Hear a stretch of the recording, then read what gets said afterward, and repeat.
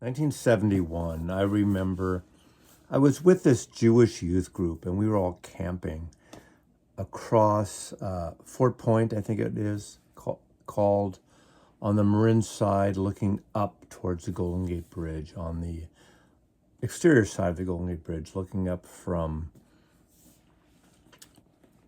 that area camping. I had my girlfriend who I had met in 1970. I was a young lad at 16, 17 or so. We had a radio out there, and I remember we were listening to the last days of the Fillmore Auditorium. They were broadcasting them live. And either before or after the next day, I don't remember all the details, but I remember hearing, I think it was Baba O'Reilly, Won't Get Fooled Again by The Who on the radio from K-San Radio playing it. And I just fell in love with that synthesizer sound that I later learned that Pete Townsend was working on the Lifehouse project. And we all know that, how great that record was. Some feel that's the best Who album, very anthemic, like anthemic, is that a word? It's a great rock and roll record. It's one of the great records of the 1970s. Still, I'm more partial. My first choices are the Tommy's Who and Who Sell Out. There's a certain pop, late 60s, psychedelic, groovy thing going about those records. I just adore them. But I love Who's Next. So I want to talk about this.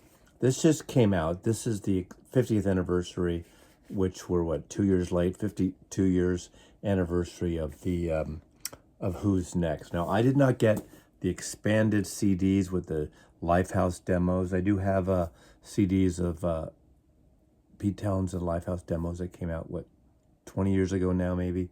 I do have those, but I didn't get the CD box. So I got the 4 LP vinyl box. And the main reason I wanted to get this is because it includes the Who's Next, the Who live at the Civic Auditorium, 1971. They played 2 nights, as I recall. I was at one of the nights. I don't know if I was at this night or the other night. So there's a certain thing about I'd like to get live records, live recordings of the shows I attended back in my youth, my youthful experience.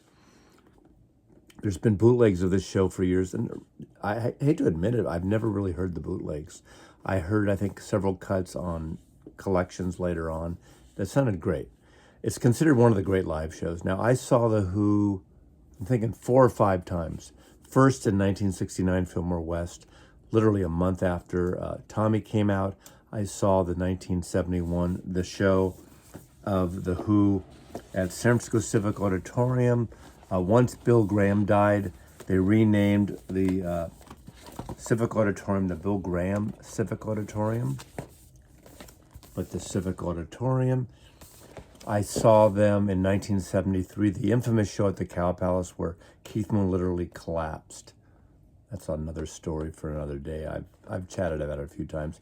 And then I saw one of the 4, I think it was 4 Winterland shows in 1975 or 6. I think it's 76. It was sort of a mea culpa show where The Who played that 5,000 auditorium, making up for the collapse several years earlier. The drummer, Keith Moon. Now, Keith Moon and I share the same birthday. How cool is that, right? So, and to me, I've always loved Keith Moon's drumming. He's one of the best drummers. And it's so bizarre about his drumming because when you see him play, especially in the videos, and he looks like he's not even touching the drums. And he's so cool. He's so great. What a great power trio. Think about it. Because they have Roger Daltrey singing. So they're a trio. The Ox, the great bass player, John Entwistle, of course, Pete Townsend, great songwriter and great guitar player. I love The Who, one of my all-time favorite bands, in my top 5 favorite bands of all time. So I feel honored and I feel amazed that I saw them. I never saw them after Keith died. I just didn't bother, and that's fine. So I want to talk about this issue that came out, the Who's Next box set, again, the vinyl version with the live track. And I do have 3 other recordings, and I did do a comparison. So in a way, this is a shootout, but I just did side one, and I primarily concentrated on Babel O'Reilly and Bargain because right out of your face, you got this great synthesizer sound that Pete Townsend worked on, and of course that beautiful Bargain. And I have my original Decca Records American, a little bit noisy, but a good sounding record. I have a Polygram issue, UK issue. I do not have an original UK track. This is about a 1981 edition, I believe, UK track record. And then I have a 200-gram classic record that came out, I'm thinking in 2005. Now, up until tonight, I always sense memory recall this being a very bright record. I didn't experience that tonight, so it might have been my gear is different than it was back in the day or earlier on. This is the audiophile record, all analog classic records, and it sounded really good.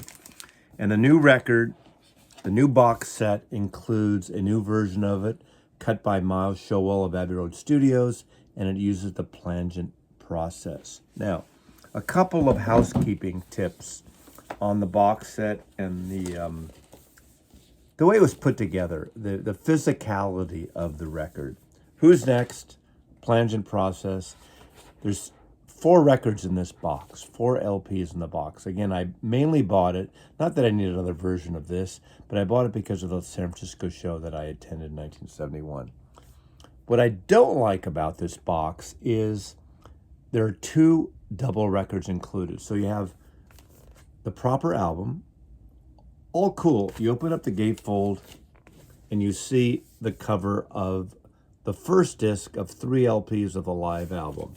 So to me, are you friggin' kidding me?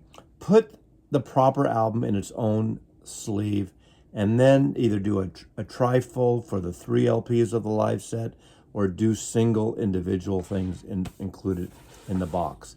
This is lazy ass packaging. I mean, that's from the live show, or that's a different outtake that's on the back of the original for the live show. So you got the live show, and you got a second LP, which is this is the way it should be. This is the live show at Civic Auditorium, right adjacent to Civic Center, City Hall, San Francisco, and there's liner notes and everything else. Now, this, as I recall, was an amazing show. Of course, I can't remember the details, but I remember being a great show. Seeing The Who, I always loved. They were a friggin' great live band. Let me talk about the proper album and give you a little overview of my take on the versions. Now, the plangent process, it actually sounds really good. But I got to admit, the original American, this one sounds really good. This is on MCA Records, of course. Decca Records became MCA. Noisy record, but it sounds good. I'm very happy with it. I think this is my least favorite of the bunch. Then I think the new plangent process, as good as it sounds, I think it's my 3rd favorite. It sounds really good. The drums don't pop as much as I hope them to pop, because we'll get into that a little bit later, but it sounds really good. Then second, I think my Polydor UK record is second. Now, I wish I had a UK original track records. I would love to have one of those.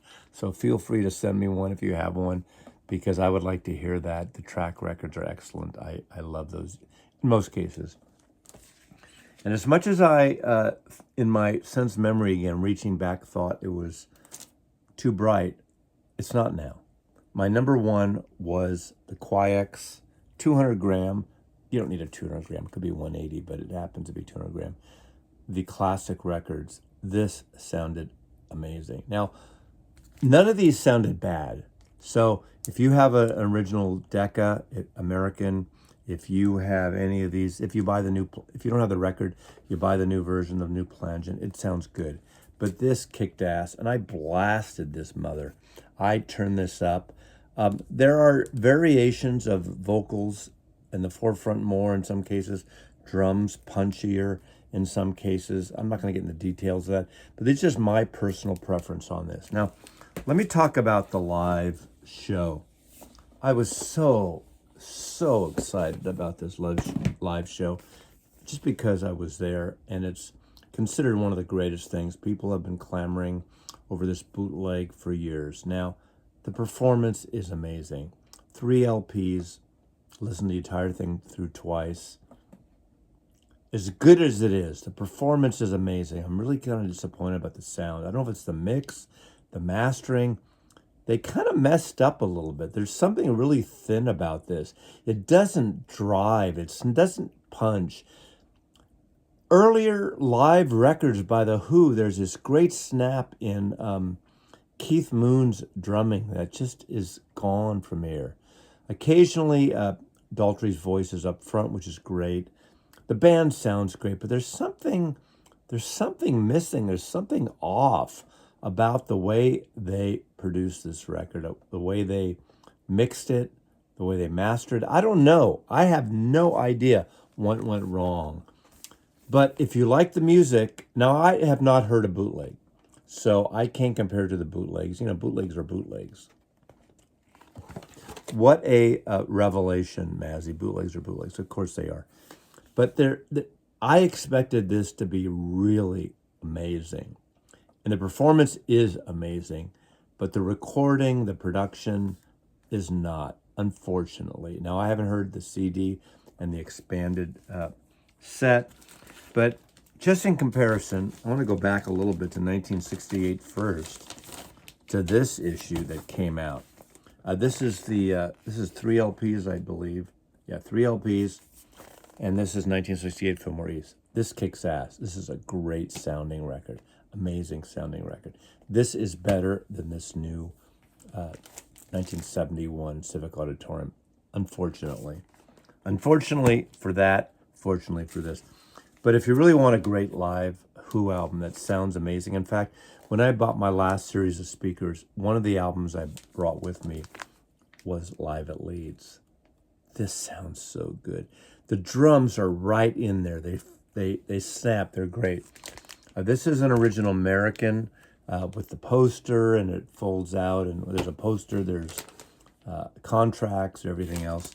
But a couple years ago, more than a couple years ago, what year is this? 2016. God, we're already 7-8 years ago.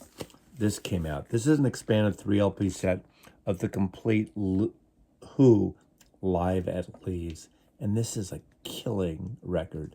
This is a great rock and roll live record. So I don't know if this is still available, but again, it came out in 2016, and it has the entire thing, which includes pretty much the entire Tommy. What's great about this is very close to what I saw them in 1969 when I saw The Who perform at the Fillmore West. They performed the entire Tommy about a month after Tommy came out. This is killer. So, love The Who. Love that I have this for an archival reason. Unfortunately, it doesn't kick ass like it should. So disappointing. Come on, Pete. Roger, what did you do? Why? Who? I don't even know who mastered this.